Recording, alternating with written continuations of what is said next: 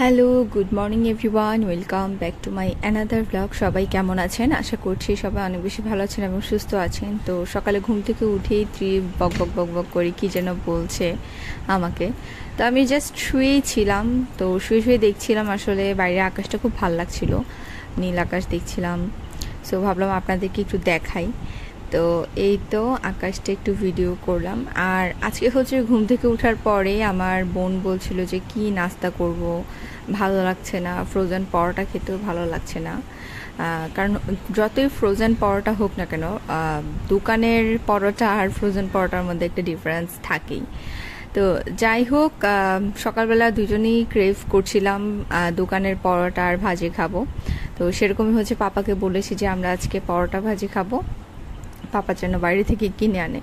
তো পাপা হচ্ছে বেরিয়ে গিয়েছে, বাসার সামনেই হচ্ছে একটা দোকান আছে, ওখান থেকে কিনে আনতে যাচ্ছে। তো পাপা আস্তে আস্তে লেট করছিল, যদিও আসলে পাপা দাঁড়িয়ে থেকে ভেজে টেজে তারপর এনেছে আর কি, সেজন্য। তো বাইরের সানি ওয়েদারটা আসলে খুবই ভালো লাগছিল দেখতে, তাই একটু বেশি বেশি আপনাদেরকে দেখালাম। আর হচ্ছে ঘুম থেকে উঠেই কি একটা বোতল পেয়েছে প্লাস্টিকের, এটা নিয়ে হচ্ছে চলে এসেছে। ওর হচ্ছে খেলা, সে ইউটিউব দেখে শিখেছে যে সিঁড়ি দিয়ে কিছু একটা ফেলে দিতে হয়। যাই হোক, ওকে হচ্ছে কোনোভাবেই মানে এই সমস্ত পচা পচা খেলা থেকে ডিটাচ করতে পারছি না। তো এখন অনেকটাই হচ্ছে ওকে মোবাইল থেকে ডিটাচ করেছি। সো প্রে করবেন সবাই যেন ওর এই অভ্যাসটা একেবারে ছাড়িয়ে ফেলতে পারি। তো এই যে দেখেন, ওই কি খেলা শিখেছে, যা পায় তাই হচ্ছে সিঁড়ি দিয়ে ফেলে দেয়, যেখানেই থাকুক সিঁড়ি দেখলেই কিছু একটা পেলে সিঁড়ি দিয়ে ফেলে দিতে চায় আর কি। তো এই করতে করতে হচ্ছে পাপা নাস্তা নিয়েও চলে এলো, আর আমরা নাস্তা খেতে বসে গেলাম।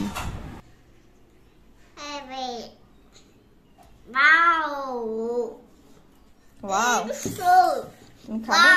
তুমি খাবে? তুমি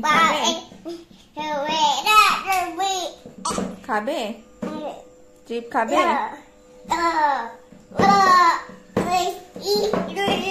পড়ে যাবা। তো এখানে নাকি চিপ হচ্ছে পরোটা খাবে বলছিল, তো বসে গিয়েছে আমার সাথে। ও হচ্ছে ডাইনিং এর উপরেই বসে গিয়েছে, আমি চেয়ারে বসেছিলাম। তো বসে বসে হচ্ছে একটু একটু পরোটা খাচ্ছিল, যদিও ওকে হচ্ছে বাইরের খাবার দিই না, তারপরেও খুবই বায়না করছিল আসলে খাওয়ার জন্য। ওকে সকালবেলা, ওকে আসলে 3 বেলাই ভাত খাওয়াই। তো যাই হোক, তারপর পরোটা খেয়ে নিলাম আর হচ্ছে পড়তে বসে গেলাম। আর এখানে হচ্ছে আমার বোন 1 কাপ চা বানিয়ে দিয়ে গেল। ওই হচ্ছে চা বানায় মোস্ট অফ দ্য টাইম সকালবেলা। তো চা খেতে খেতে তারপর একটু পড়াশোনাও করে নিলাম।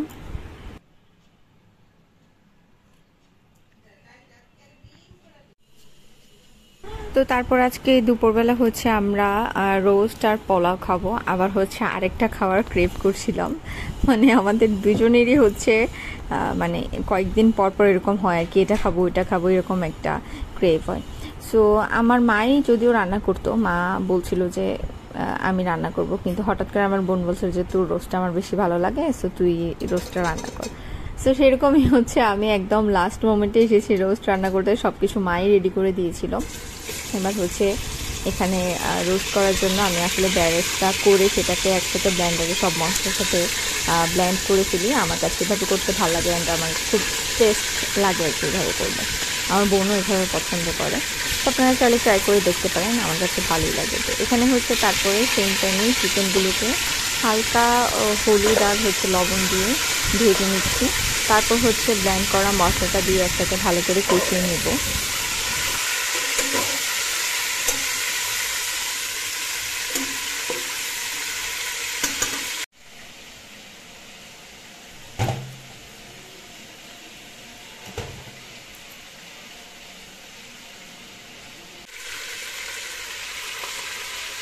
তো এখানে মোটামুটি চিকেনটা আমার ভাজা হয়ে গিয়েছে, আমি আস্ত 2-3টা গরম মশলা দিয়ে দিলাম। আর একটু ভাজা হতে হতে গরম মশলাগুলোও ভাজা হয়ে যাবে, অ্যান্ড ফ্লেভারটা মিশে যাবে খুব ভালো করে চিকেনের সাথে। তো এই যে আমার মশলাও রেডি, এবার হচ্ছে মশলাটাও দিয়ে নিচ্ছি।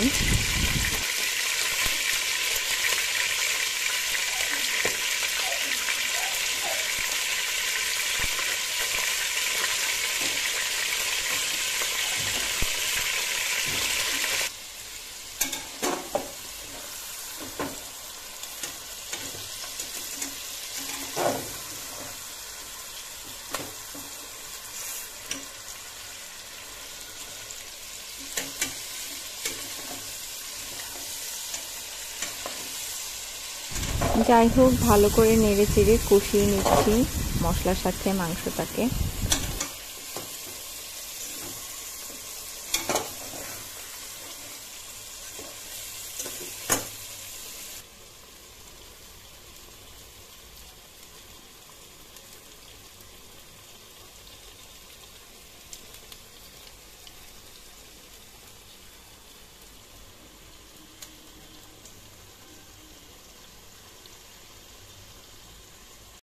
তো এবার পাশের প্যানেই হচ্ছে পোলাওর জন্য বসিয়ে দিলাম। এখানে প্যানে তেল দিয়ে দিলাম, তারপর হচ্ছে গরম মশলা আস্ত দিলাম, পেঁয়াজ কাঁচামরিচ দিয়ে ভালো করে হচ্ছে ভেজে নিয়েছি। এবার হচ্ছে পোলাওর চালগুলোকে ধুয়ে চালগুলো দিয়ে নিলাম, কিশমিশ দিলাম, একটু লবণ দিলাম, আর ভালো করে চালগুলোকেও ভেজে নিচ্ছি। আর তারপর হচ্ছে যতটুকু চাল তার ডাবল পরিমাণের পানি দিয়ে দেবো। দ্যাটস ইট, সিম্পল পোলাও হয়ে গেল।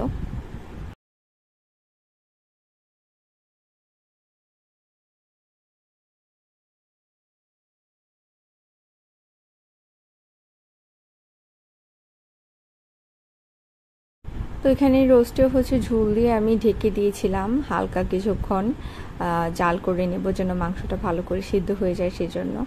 আর এখানে ক্যাটলিতে আসলে আমি একেবারেই সমস্ত গরম জল করে নিয়েছিলাম আন্দাজ করে। এবার জাস্ট একটু জল দিয়ে দিলাম। আসলে রান্না করতে করতে যখন এক্সপার্ট হয়ে যাবেন তখন আসলে আন্দাজ করে দিয়ে দিতে পারবেন, বাট যদি এক্সপার্ট না হন তাহলে মেপে মেপে পোলাওয়ে জল দেওয়াই ভালো। তো যাই হোক, এই করে টোরে আমার রান্না মোটামুটি কমপ্লিট। যদিও ত্রিব অনেক কান্নাকাটি করছিল, আমি আর পুরো রান্নাটা কমপ্লিট করতে পারিনি। মা হচ্ছে পরে পোলাওটা দেখে নামিয়েছিল আর রোস্টটা দেখে নামিয়েছিল, আর আমি হচ্ছে ট্রিপকে গিয়ে টাইম দিচ্ছিলাম। সো আগে পরে আসলে মা সব কাজই করে, পরে ধোয়াধুইও মা করে, আগের কাটাকুটিও মা করে, আমি মাঝে মাঝে রান্না করি জাস্ট। সো এই তো, তারপর হচ্ছে ট্রিপকে ঘুম পাড়াতে পাড়াতে আমার বোন হচ্ছে রোস্ট নিয়ে বসে গিয়েছিলো। আমি ওকে বলেছি যে তুই আমার রান্না খাবি না, তুই আমার রান্না খেলে ভালো হবে না, আমাকে টাকা দিতে হবে, যদি আমার রান্না খাস আমাকে টাকা দিতে হবে, এরকম দুষ্টামি করছিলাম আর কি। সো সেই জন্য সে আমাকে একটা লুক দিল। তো এরপর হচ্ছে চিফি ঘুম পাড়িয়ে আমিও ফ্রেশ ট্রেশ হয়ে আমিও খাবার নিয়ে বসে গেলাম। সো এই তো, বিকালের দিকে বৃষ্টি চলে এসেছিলো। আর ব্লগটা এই পর্যন্তই থাকছে আজকে। কেমন লেগেছে ব্লগটা অবশ্যই কমেন্ট করে জানাবেন। যদি ভালো লেগে থাকে তাহলে অবশ্যই আমার চ্যানেল সাবস্ক্রাইব করে বেল আইকনে প্রেস করে আমার পাশেই থাকবেন। দেখা হচ্ছে নেক্সট লাইভ এন্ড ব্লগে। টিল দেন সবাই অনেক ভালো থাকবেন, সুস্থ থাকবেন। নাও টাটা।